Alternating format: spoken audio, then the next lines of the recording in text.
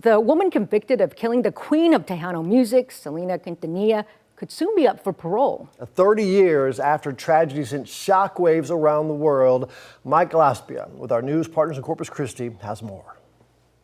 I don't think there's any other criminal case that has seen the publicity or the public nature of a case like this one. It's known all over the world. That is retired judge and former Nueces County District Attorney Carlos Valdez, who successfully led the prosecution in the trial of Yolanda Saldívar.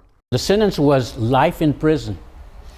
And back then, life in prison in a first-degree felony, which is what this was, meant that a person who's convicted and sentenced to life has to serve 30 calendar years before they're eligible to request parole. According to the Texas Department of Criminal Justice website, that 30-year stretch is up on March 30th, 2025.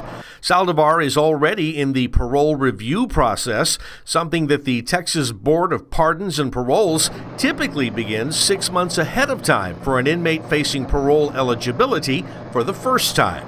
Most people think that there's a public hearing like a trial or something. It's not. It's a process. It's not a hearing. It's a process that starts with 3 people on the parole board who start gathering information.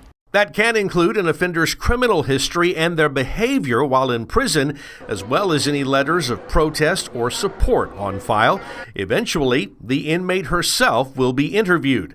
After that, the 3-member board voting panel will decide by majority vote whether to grant or deny parole. When asked whether he thinks Saldívar should be set free next year, Valdez says he does not, adding this. 30 years later, there is so much interest in the case, and I really believe that the safest place for Yolanda would probably be where she is. Mike Gillespie,